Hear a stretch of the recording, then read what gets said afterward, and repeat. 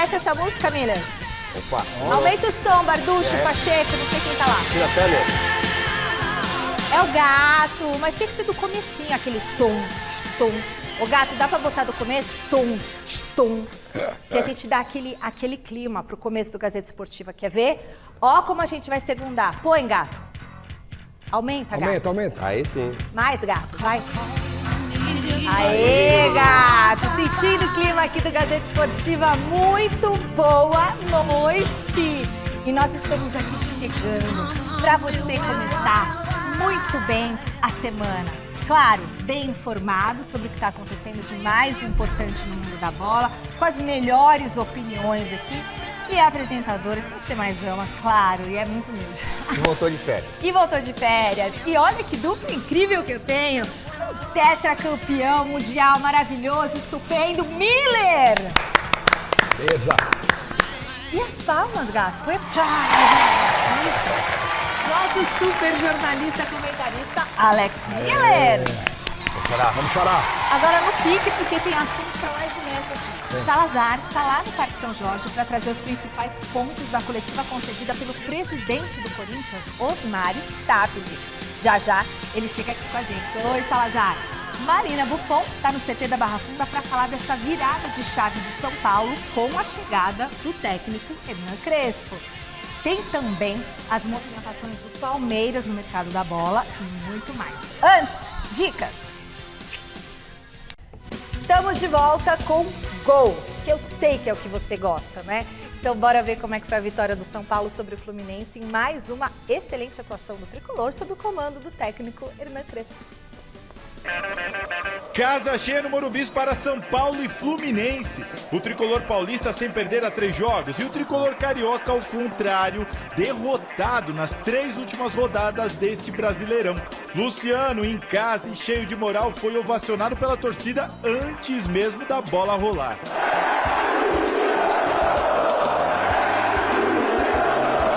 E com o apito inicial, o camisa 10 chamou a responsabilidade. Primeiro arriscou de longe. Depois cruzou na medida para Arboleda abrir o placar. 6º gol São Paulino na era Crespo e todos eles com participação de Luciano até aquele momento. Essa conta poderia ter ficado ainda melhor depois do pênalti cometido por Martinelli. Mas Luciano, dessa vez, parou em Fábio, que pegou lá no cantinho. O ídolo da nova geração de São Paulinos seguiu se comportando como a referência do time. Nessa jogada ele pega a bola lá atrás, avança para armar no meio e aparece na área para tentar finalizar. Luciano tá naquela fase que a bola procura, até quando ele não tem nada a ver com o lance. Dessa vez acabou atrapalhando sem querer. Bola no braço e gol de Bobadilha anulado. Pelo menos o de Ferreirinha valeu. Contra-ataque puxado por ele. Cruzamento de Marcos Antônio e gol de cabeça. No limite da linha de impedimento. Será? Bom, foi o primeiro gol com Crespo no comando, sem a participação de Luciano, que aliás saiu de campo aos 29 minutos, aplaudido pela massa. O que ele não esperava era Samuel Xavier acertar esse chute rasteiro de longe. E que o São Paulo, soberano no jogo, passaria momentos de apreensão na reta final com o placar de 2-1. Mas lembra quem entrou no lugar de Luciano? Pois é, até nisso o camisa 10 está com estrela. Tapia saiu cara a cara com o Fábio aos 46 e aliviou o Morumbis. 3-1. Terceira vitória seguida e festa completa dos paulistas no duelo de tricolores. Essa segunda passagem de Crespo pelo São Paulo começou com uma derrota e um empate, mas agora já são 3 vitórias consecutivas. E nesse momento, sem poder contar com Lucas, Oscar e Caleri, Crespo fez de Luciano a grande referência do time. Dos 8 gols marcados pela equipe nesse período, só o camisa 10 marcou 3, além de ter distribuído outras 3 assistências. A gente tenta de ter uma ideia, uma disposição dos atletas, tratar dar soluções, mas eles são aqueles que jogam e jogam com vontade e com raça. Então, tentar de dar referimento, sim, para que eles possam saber onde temos que ir e como queremos jogar. Depois, as características de São Paulo são estas aqui. Quero dizer que eu acertei que o São Paulo ia ganhar. Eu apostei no São Paulo. Todo mundo apostou que ia perder, que ia dar empate, mas eu sabia que o São Paulo ia ganhar. Tá feliz com o tricolor, Miller? Estou feliz, com certeza. Não é por menos, né? O Hernan Crespo ele voltou nessa segunda passagem pelo tricolor e deu uma nova cara para a equipe, Sim. né? O Zubeldia, diferente do Crespo, o Zubeldia demorava a mudar durante o jogo do time e quando mudava errado, quer dizer. Então acho que isso foi desgastando o elenco. O Hernan Crespo chegou, ele deu oportunidade para novos jogadores, né? No caso do Marco Antônio, do Bobadilla, jogadores que não estavam jogando com o Zubeldia. E estão jogando muito bem agora porque tem confiança do treinador, né? Luciano voltou a marcar, ser protagonista, mesmo com a ausência do Lucas, que é o melhor jogador do time. Acredito que essas vitórias seguidas que o São Paulo obteve com o Crespo, tem muito a mão dele por conta disso, que ele deu um novo ânimo, nova confiança para a equipe e posicionou muito bem o meio-campo. São novos jogadores, né? O Pablo Maia, que não voltou bem da contusão, deu lugar para o Marcos Antônio, né? O Alisson está jogando, Bobadilla junto com ele. Quer dizer, esses 3 jogadores estão dando uma sustentação muito boa para a defesa e aí o São Paulo lá na frente está conseguindo fazer os gols.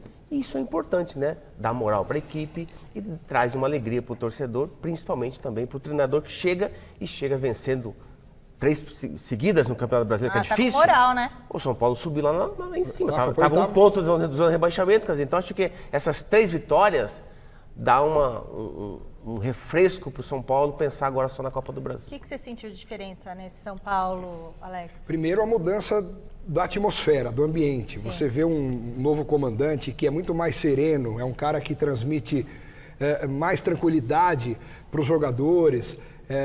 Tanto é que o Crespo não é expulso, Michele, desde 2021.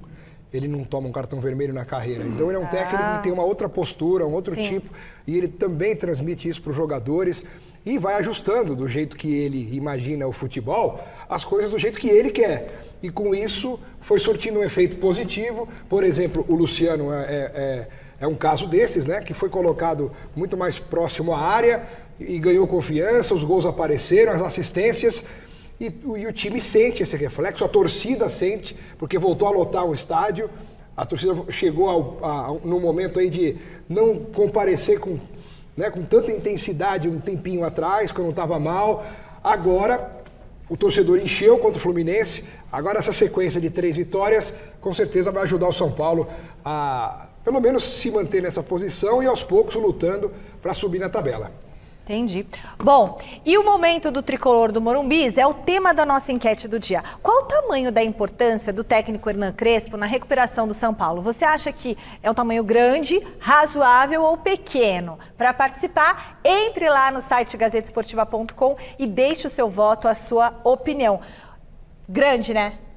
Ou vocês acham que é um tamanho pequeno nessa recuperação de São Paulo?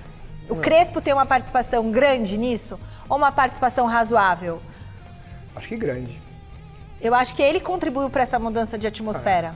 É grande porque ele conseguiu dar uma confiança para certos jogadores que não estavam jogando e estão jogando um grande futebol hoje. Em especial o Marcos Antônio, que não vinha nem sequer estava no banco com o Zubeldia. E hoje ele é titular absoluto do time.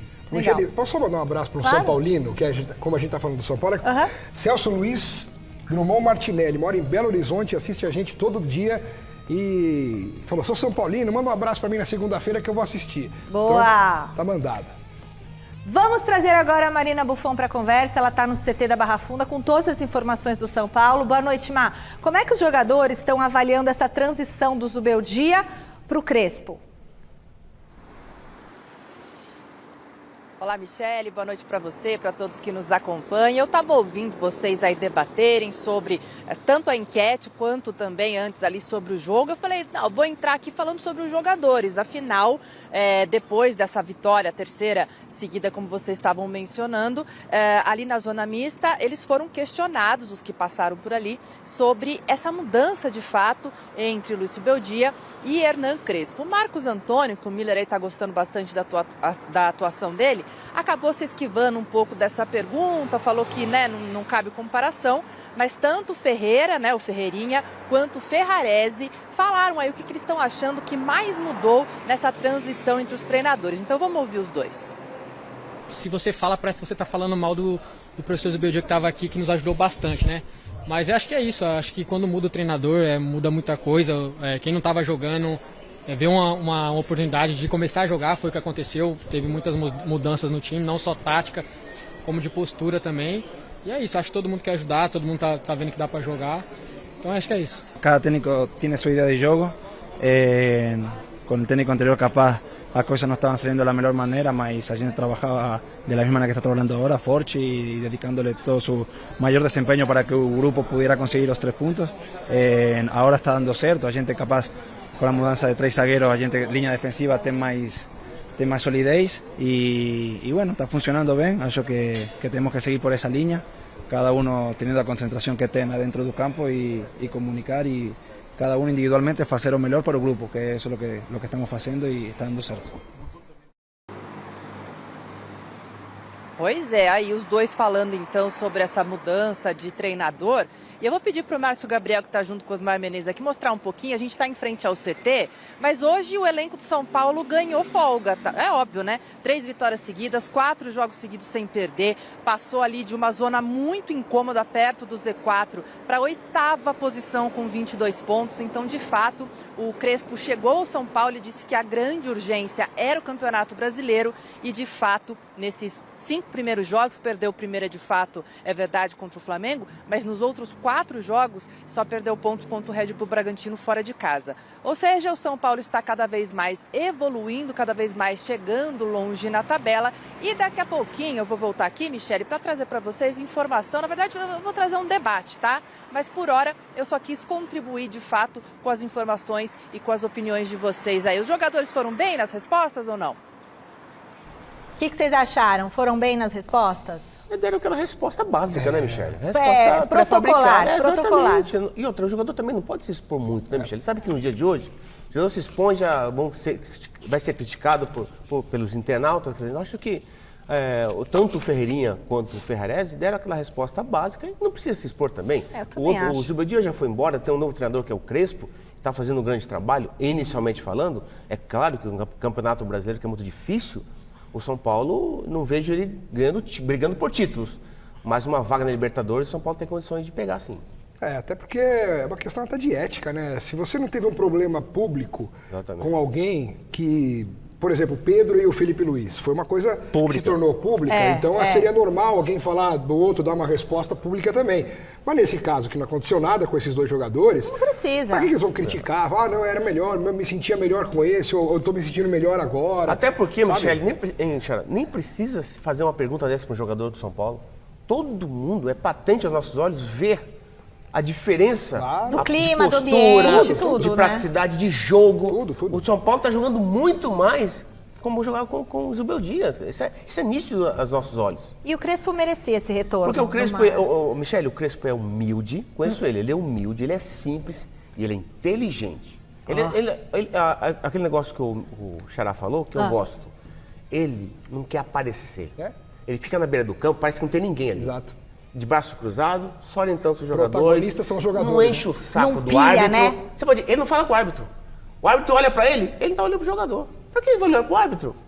Pode ver, ele não é expulso e não vai ser. Porque ele não perde a sua linha. Quem tem que aparecer, quem tem que ser protagonista? O jogador. Além de ser elegante, né? Eu tava pensando isso, Alex, que você já me conhece, né? Além de ser de uma elegância, meu amigo. A gente segue agora pro nosso giro de reportagem com José Paes, que chega com mais informações do Palmeiras. E eu vou pro nosso portal. José Paes, muito boa noite para você, meu querido. Olha, quem é que tá... O que tá pegando com o gramado do Allianz Parque? Não tinham resolvido, trocado o gramado, ou eu estou enganada, não tinham renovado o gramado, mas agora deu problema, vai ter que trocar de novo o gramado, Zé. Boa noite. Fala, Mi. Boa noite para você, boa noite para todo mundo que está acompanhando a gente. Pois é, já deu um buchicho no passado, né? Cortiça, outro tipo de material, enfim, já deu um buchicho danado no passado esse gramado do Palmeiras e está dando novamente. O técnico Abel Ferreira foi questionado sobre a qualidade do gramado lá do Allianz Parque depois da vitória do Palmeiras para cima do Grêmio no último final de semana, 1-0 gol do Facundo Torres. E aí o Abel não poupou as palavras não, foi objetivo em relação à opinião dele sobre o gramado do Allianz Parque. Pode rodar aí, diretor. Eu sou muito sincero, está ruim o gramado. Agora está ruim. Não vai trocar com a quantidade de espetáculos que há, como é que vai trocar? Só se for no final do ano. É o que é. Então, Abel Ferreira está então comentando aqui no Gazeta Esportiva sobre o gramado do Allianz Parque. Minha apuração é o seguinte, o Palmeiras está conversando com a W Torre para trocar o gramado lá do Allianz Parque, mas isso só deve acontecer ao final da temporada, né? O Palmeiras faz o último jogo em casa pelo Campeonato Brasileiro ali na semana do dia 17 de dezembro e aí depois só teremos shows no Allianz Parque lá no mês de fevereiro, então o Palmeiras teria aí 40, 45 dias para trocar esse gramado. Lembrando que esse gramado ainda tem 5 anos de garantia. Eu conversei com o pessoal lá da Soccer Grass, né, que é a empresa responsável pelo gramado sintético do Allianz Parque. Está todo mundo muito seguro de que o gramado ainda tem condições de receber jogos do Palmeiras lá no Allianz Parque. O que se diz internamente lá no Palmeiras é que a bola está quicando demais, está correndo demais. O próprio Abel externou isso na entrevista coletiva. O que acontece? Com os shows, né, palco, muita gente ali, o gramado estaria perdendo a memória. O gramado artificial, então, não estaria voltando para a posição original para os jogos de futebol. E esteticamente muitos torcedores do Palmeiras reclamando também de que o gramado não tá legal. O próprio pessoal lá da Soccer Grass disse para mim que a cortiça é isso aí mesmo, ela não tem que ser em forma de bolinha, não tem nada disso, que a cortiça tá em perfeitas condições lá no Allianz Parque. Então, assim, uma guerra de narrativas nesse momento, mas de fato o Palmeiras estuda sim a troca do gramado para o ano que vem. Lembrando que lá na academia de futebol, no centro de treinamentos do Palmeiras, o Palmeiras tem um campo, né, com grama artificial, mas trocou a empresa. Lá é a Total Grass quem agora vai fornecer a grama artificial. É a mesma empresa que fornece o gramado artificial da Arena Barueri. Lá trocou, é a Total Grass, mesma empresa que agora está colocando um gramado no CT, na academia de futebol. Eu devolvo para vocês poderem comentar todos esses pormenores, esses detalhes aí do gramado lá do Allianz Parque. Daqui a pouco eu volto. Tem preparação para derby, tem o Palmeiras movimentando o mercado da bola, muita coisa para a gente falar do Verdão ainda aqui no programa de hoje, tá bom, Michele? Devolvo para você aí. Obrigada, Zé. Vocês acham que gerou algum mal-estar esse comentário do Abel? Olha, eu acho que ele nem pensou se ia gerar ou não. Ele falou que estava no coração dele. Eu percebi ele falando de uma forma tão espontânea. É mesmo? Que aí depois, assim, ó, falei, agora vocês se virem aí, como é que vocês vão resolver? Porque, assim, o gramado é o princípio básico de onde o futebol acontece. Se você joga a bola na praia, você tem que jogar de um jeito que a bola vai, bate nos morrinhos, na areia, não sei o quê. Num campo ruim, o futebol não fica tão bom ou tão fácil de ser jogado, ainda mais hoje em dia. Porque antigamente tinha muito gramado ruim por aí, mas os craques davam um jeito. Mas hoje não temos craques, né? E agora?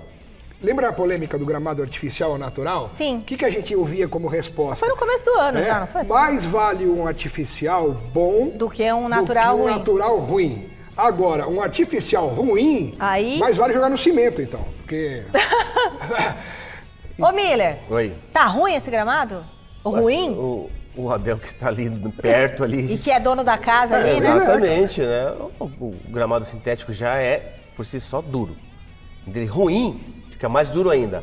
Aí a possibilidade de contusão é muito maior, né? Nossa senhora, já impacto, pensou? Né, também exatamente, mais não duro. tem jeito. Não tem jeito, é impossível. E outra, para resumir, tá ruim? Beleza, pode piorar? Pode, mas vai ser lá que o Palmeiras vai jogar até dezembro. Não tem o que fazer. Não tem tempo, não tem tempo. O não Abel... tem tempo até por conta dos shows. Shows. Vai ter um monte de show, né? Um monte. Aí pode ver se faz um acordo com a Neoquímica Arena, porque o Abel gosta de jogar no gramado do Corinthians. Michele no Cutuca numa semana de derby, Cuidado, porque derby, É quarta-feira. derby é a parte, é um campeonato Quarta que vem, né? Ué, Quarta tô que vem. mentindo? Eu tô Depois falando de a amanhã, verdade. Sim, na outra quarta é no É, Allianz. na outra quarta é no Allianz Parque. É, então. Jogo da volta. Então. Estaremos lá.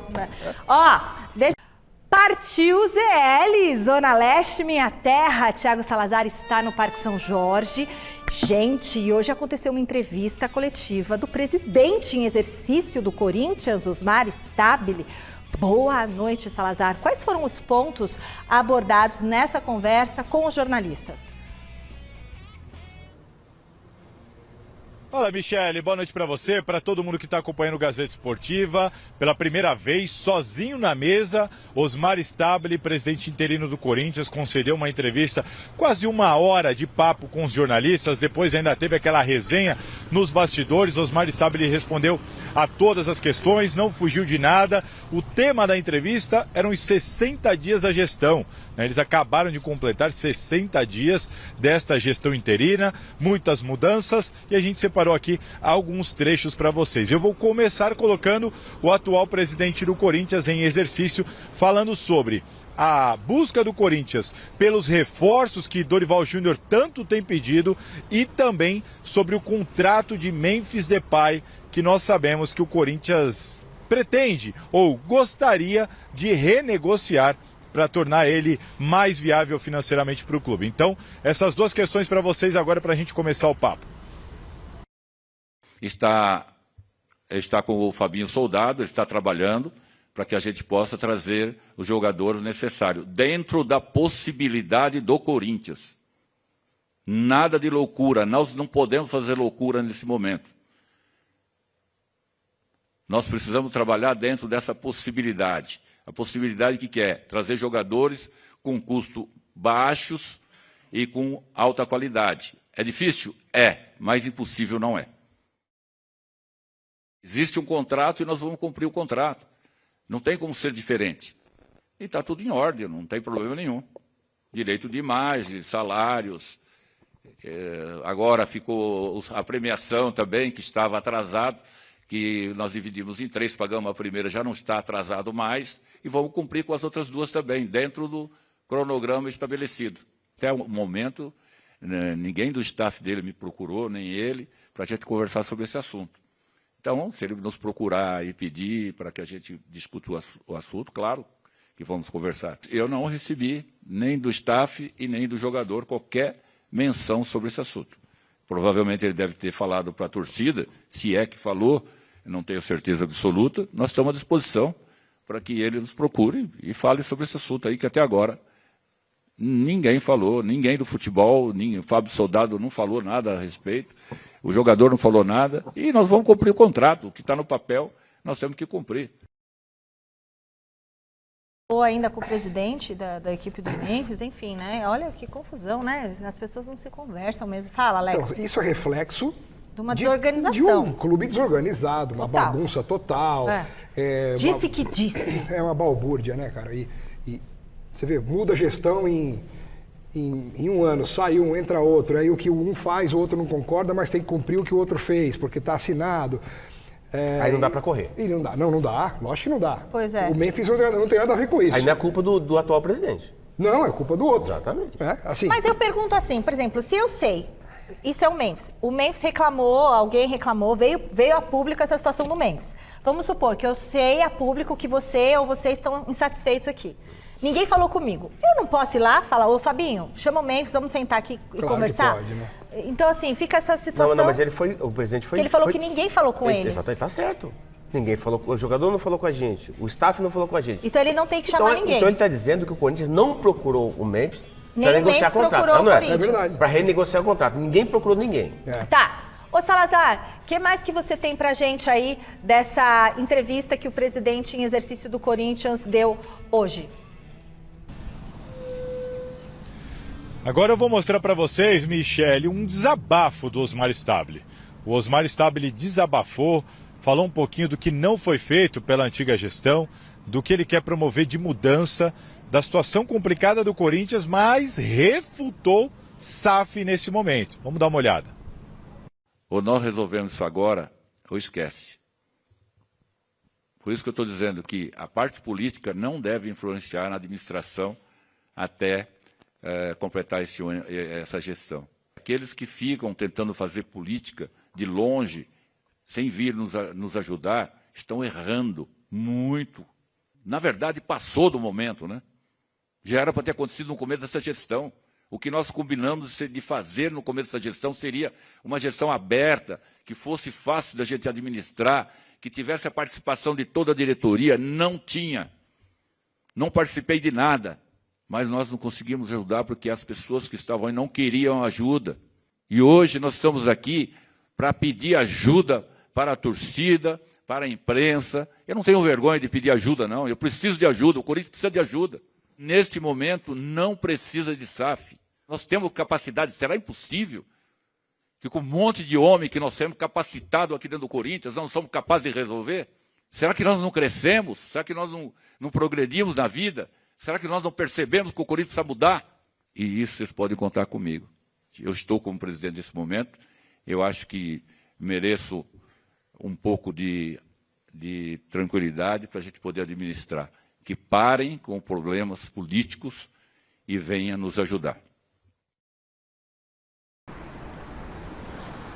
Muito desse desabafo do Osmar Stabile é porque teremos uma Assembleia Geral aqui no Parque São Jorge no próximo dia 9 de agosto, que vai definir se Augusto Melo volta à presidência do Corinthians ou não. E essa campanha política ela está acontecendo, ela está a todo vapor. O Augusto Melo não está disposto a renunciar, já falou isso publicamente, e está tentando garimpar votos para voltar para o Corinthians. Muito por isso do desabafo do Osmar Stabile, que pretende continuar no cargo caso o Augusto Melo seja definitivamente afastado. Teremos então uma eleição indireta e Osmar Stabile será candidato. Ele pretende cumprir esse mandato até o final de 2026. Está aí um pouco desse desabafo então do presidente em exercício, que era vice-presidente do Augusto Melo, mas agora é opositor ao Augusto Melo. Michele, esse é o cenário, passo a bola para vocês, esse lado sincerão do Osmar Stabile, mas na volta eu venho para falar do derby de quarta-feira do Campo e Bola que vocês tanto gostam. Bom, o que vocês acharam, no final das contas, dessa entrevista do Osmar Stabile hoje? Sincerão. Eu achei... Desabafou. Faz parte, né? Ele está numa posição também de muita tensão, né? O quadro não é bom, pelo contrário. E esse tipo de desabafo meio que vai ao encontro do que nós estamos acompanhando, né? Que tem que cortar na carne, que tem que cortar gastos desnecessários e que mudanças bruscas têm que acontecer e vão acontecer, e ele quer só pessoas que estão dispostas a ajudar o clube e não pessoas que querem fazer oposição destruindo o que é feito, senão o Corinthians não vai para frente. O Corinthians precisa de uma mudança radical. Então, assim, ele só falou o que é. Agora, se ele é a pessoa certa ou não, se o Augusto Melo vai voltar ou não para continuar a sua gestão, eu não sei. O que o Corinthians precisa realmente é de paz para reorganização e de pessoas que remem para o mesmo lugar, para a mesma direção, porque senão vai continuar muito difícil administrar o clube, né? Os jogadores ficam, às vezes, sem saber para quem recorrer, com quem falar, quando querem alguma coisa, precisam de alguma coisa. O Corinthians é uma verdadeira bagunça. Então, é a realidade, faz parte de uma realidade que, infelizmente, vai ser difícil de mudar a curto prazo. Mas é uma semana determinante, né? Pois Corinthians, né? Então, o impeachment ou não do Augusto Melo, no dia 9, né? Então, acho que o presidente, o atual, o Stabile, Michele, ele não pode fazer nada. Ele está com as mãos, né, atadas. Por quê? Ele não sabe se ele fica, né? Se ele continua. Só a partir do dia 9, quando decidirem, né? Se vai ficar o Augusto ou não, se vai permanecer o Stabile, né, Xará? Aí sim ele pode ter um planejamento para contratação. Senão ele fica também de mãos atadas, exatamente, né? Michele, não tem jeito. Porque a princípio ele só tem mais 12 dias de presidente. Exatamente. E outra coisa, Ah, Xará. não é esse sábado, é no No outro. outro sábado, dia 9. Esse é dia 2. E outra coisa, Xará, Michele, outra coisa. Que? Não tem dinheiro. Não tem dinheiro, é uma coisa. A outra coisa é o seguinte, os jogadores de hoje, de alto nível, eles... Peraí, o Corinthians, a fumaça está muito alta. Eu vou para outro clube. É normal hoje. O jogador de bom nível, ele pode escolher o time que ele vai. Encerrada mais uma rodada do Campeonato Brasileiro, vamos agora dar uma olhadinha em como está a classificação até o momento. Olha só, o Flamengo com 36 pontos é o líder do Brasileirão, seguido pelo Cruzeiro com 34, Palmeiras é o terceiro, 32, seguido de Bahia, 28 e Red Bull Bragantino, 27.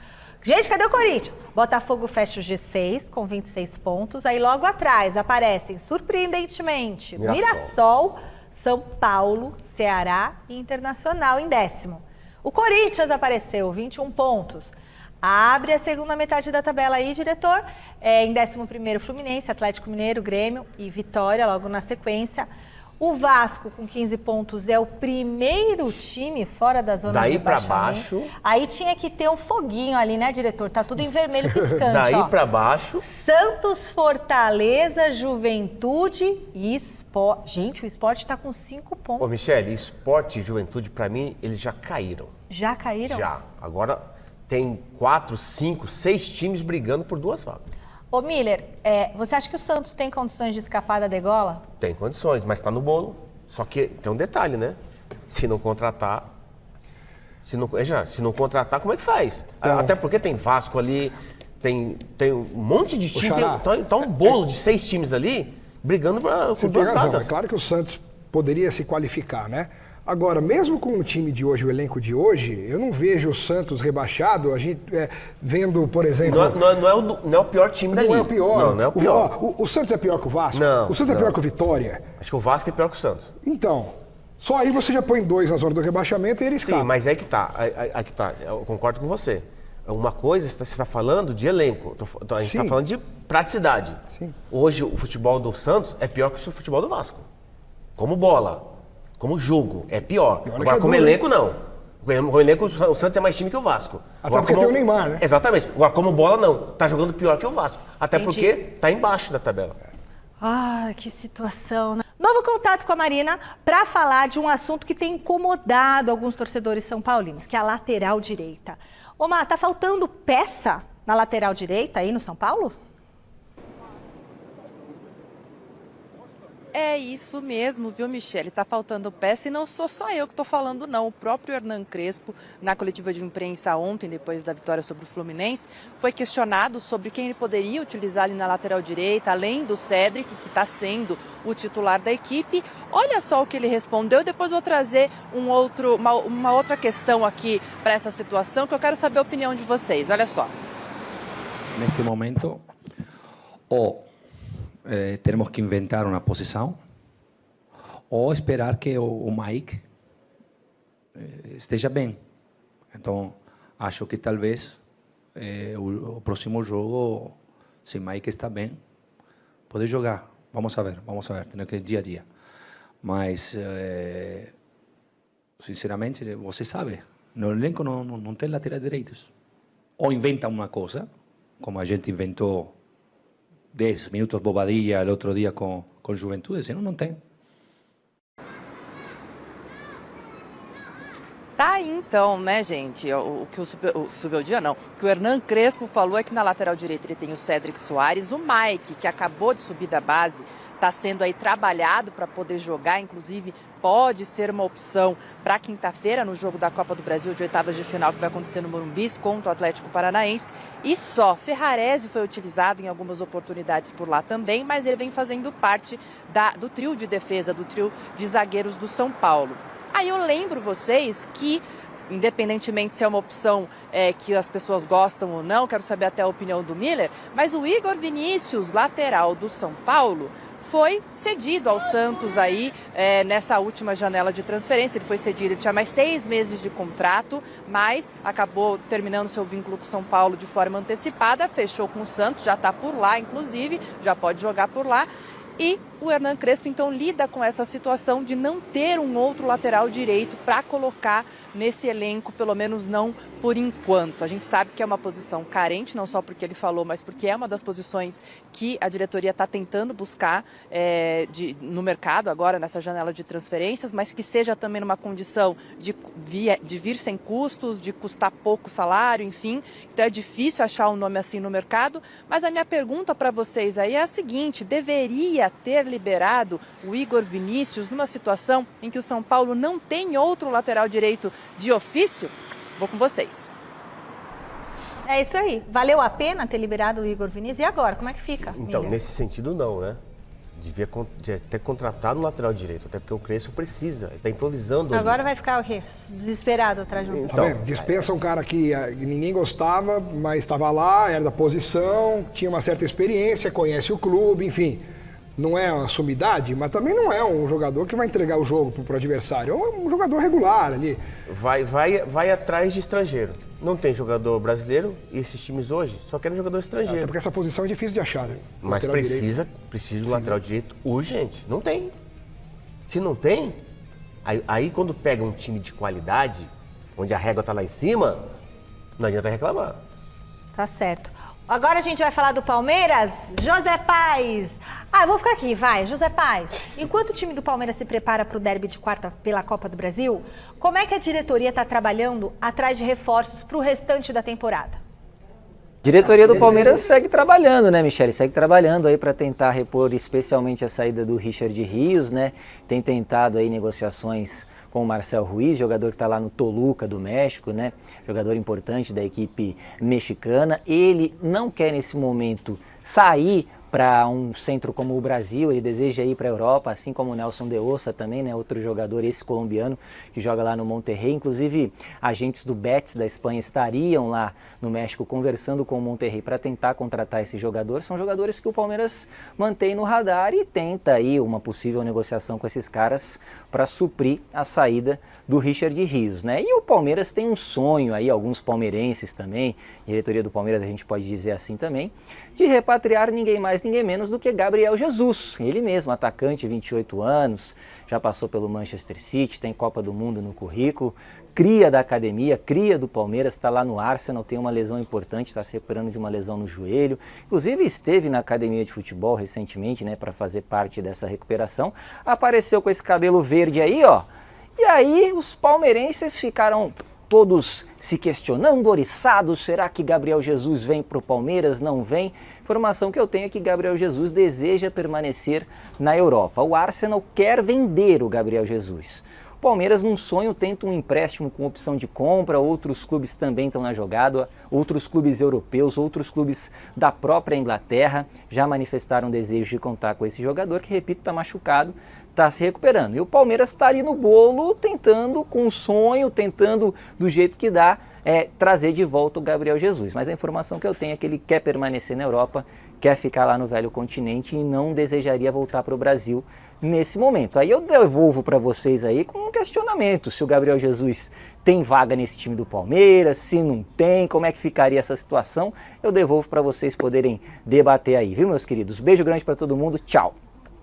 Tchau, vamos comentar. Gabriel Jesus, no Palmeiras? Primeiro que eu não acredito na contratação. Para começar, eu não acredito. Por quê? Não, Vou ficar aqui. Não, porque eu conheço a diretoria do Palmeiras. Né? É tipo fogo, assim? É tipo... Não é fogo nada, é fogo de palha. Fogo de palha que não vai incendiar, porque eu não acredito que a diretoria do Palmeiras vai gastar um dinheiro considerado muito alto para comprar o Gabriel Jesus do Arsenal. Mas você gostaria de ter? Putz, pelo amor de Deus. Gostaria? Mas muito. Começou no Palmeiras, né? Você gostaria? Mas muito. Oxe, aqui ele sobra. Nossa, imagina ele e o Vitor Roque na frente. Mas na seleção não fez nada. Mas daí, então, você só pode contratar quem já fez na seleção. Aí você não contrata ninguém. Eu não acho... Não acho que valeria esse Pra caminhão clube? de dinheiro. O Sousa valeu 14 milhões de euros, o Gabriel Jesus vale 100 milhões de euros. Ué. Você pagaria? Se o dinheiro fosse seu, você pagaria? Não, até uns 20 milhões de euros dá pra gastar no Gabriel Jesus. Eu não sei... É que ele tá sob contrato ainda. Mas eu não sei quanto que o Arsenal pediria por ele. Eu não sei o valor que é estipulado pelo O cabelo Arsenal dele tá verde. para que ele seja comprado, né? Agora, tem também o lado do jogador que acha que tem ainda mercado na Europa. E aí ele tem todo o direito de querer continuar na Europa e buscar um outro time por lá. Mas se ele seria bem-vindo no Palmeiras, com certeza. Imagina, já pensou? Ele, Vitor Roque, o Maurício, Felipe Anderson em forma, sem machucar. Seria um baita ataque. O que é isso? Bom, eu vou lá no telão falar com o Salazar, então, porque o Miller quer comentar sobre esse derby que vai ter. E eu quero saber, Salazar, como é que o técnico Dorival Júnior está trabalhando, pensando justamente nesse jogaço de quarta pela Copa do Brasil. É mata-mata, Salazar. Vai daí. Bom, Michele, não precisa falar nada, né? É derby, é mata-mata, só por aí a gente já tem a noção do clima de apreensão, de tensão, de expectativa. No caso do Dorival Júnior, que você comentou agora, a gente trouxe essa informação com exclusividade antes da partida com o Cruzeiro e ela se mantém. Dorival Júnior, ele ganhou sobrevida, sim, ganhou sobrevida. O time apresentou, deu alguma resposta positiva? Sim, deu, mas ele continua precisando se provar. A informação que eu tenho é que aqui o pessoal entende assim, olha, colocamos o salário em dia, os jogadores estão voltando, você está com as condições de trabalho, o Corinthians precisa dar uma resposta, precisa voltar a vencer. Então você imagina o peso que tem este derby para o técnico do Corinthians. Ser eliminado pelo Palmeiras pode mudar drasticamente a opinião da diretoria sobre a continuidade ou não do treinador do Timão nesse momento. Dito isso, para conseguir superar o Palmeiras nessas oitavas de final de Copa do Brasil, Dorival Júnior tem boas notícias. Primeiro, ingressos praticamente esgotados da Neoquímica Arena.